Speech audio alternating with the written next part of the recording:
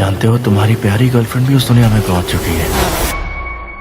तो गेम शुरू करें। Hello friends, welcome back to our channel. So दोस्तों, 2 बैंगर सीजन के बाद एलिस इन बॉर्डरलैंड वापस आया है अपने 3rd सीजन के साथ। इस बार सिर्फ 6 एपिसोड्स हैं, हर एक लगभग 1 घंटे का, और मैंने पूरा सीजन बिंज करके खत्म कर दिया एक ही सीटिंग में। अब सवाल ये है, ये सीजन हाइप पे खरा उतरता है या नेटफ्लिक्स बस स्क्विड गेम वाली ट्रिक रिपीट कर रहा है, मतलब फ्रेंचाइजी की दूध निकाल के बेचने वाली वाइब। तो चलो डिटेल में बात करते हैं। मुझे मरने का डर नहीं है, अगर उस आगे को बचाने का कोई भी रास्ता है तो मैं वो लूंगा। द गेम्स, माइंड का खेल, नॉट जस्ट खून खराबा। तो दोस्तों सबसे पहले बात करते हैं गेम्स की, क्योंकि वही तो असली जान है एलिस इन बॉर्डरलैंड की। और हाँ, इस सीजन में भी deadly edge of the seat challenges मिलते हैं, लेकिन इस बार ट्विस्ट है, गोर और ब्रूटल एक्शन थोड़ा कम और साइकोलॉजिकल टेंशन का डोज डबल। ये गेम्स तुम्हारे ब्रेन के साथ खेलते हैं। कभी तुम्हें लगता है सिंपल है, बट फिर एकदम से ऐसा ट्विस्ट आता है कि तुम खुद सोचने लग जाते हो कि अगर मैं होता तो क्या करता। और दोस्तों यहाँ पर मजा ये है कि हर व्यूअर का एक्सपीरियंस अलग होगा। कोई एक गेम किसी को बोरिंग लगेगा तो किसी और को वही सबसे ज्यादा thrilling.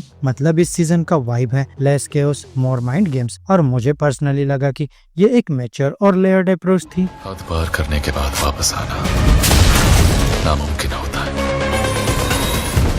Story straight forward but not sharp enough. दोस्तों यहाँ आरिसु एक बार फिर घुस जाता है इस ट्विस्टेड दुनिया में, और इस बार उसका मोटिव क्लियर है, उसागी को बचाना। बाकी तो एक्सपेक्टेड ही है, धूमधाम, बिट्रेयल और हाई स्टेक्स सर्वाइवल। लेकिन यहाँ प्रॉब्लम बस ये है कि स्टोरी की राइटिंग उतनी टाइट नहीं है जितनी सीजन 1 और 2 में थी। प्रोडक्शन डिजाइन, बैकग्राउंड स्कोर और विजुअल्स एकदम सिनेमैटिक लेवल 10/10 है, लेकिन जब स्टोरी ही कभी कभी प्रेडिक्टेबल और क्लमसी लगने लगे तो वो शाइन डल हो जाती है। या सिंपल शब्दों में, एग्जीक्यूशन मस्त है लेकिन राइटिंग का चार्म मिसिंग है।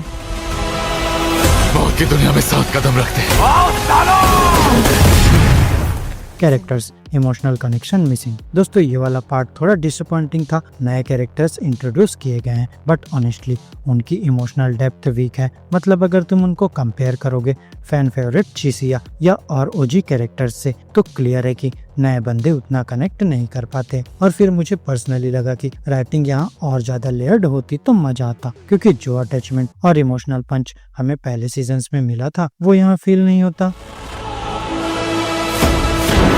अब ये खेल मजेदार होने वाला है। फिनाले, लास्ट 10 मिनट्स का गूज़बम्प्स बॉम्ब। अब दोस्तों सीजन का असली हाईलाइट फाइनल एपिसोड के लास्ट 10 मिनट्स। भाई एकदम धमाका। एक बड़ी रिवील होती है एक मेन कैरेक्टर को लेके, जो पूरे फैंडम को गूज़बम्प्स दे देगी। और हाँ, फाइनली कुछ बड़ी मिस्टीरियस को एड्रेस किया गया है, जैसे कौन कंट्रोल कर रहा है गेम्स, लेजर्स का असली ट्रुथ, और इस दुनिया का सिस्टम कैसे काम करता है। लेकिन सब कुछ क्लियर नहीं होता, सिर्फ 2-3 मिस्ट्रीज ही सॉल्व होती है। बाकी मेकर्स ने फ्यूचर सीजन्स स्पिन ऑफ्स के लिए क्लिफ हैंगर छोड़ दिया है।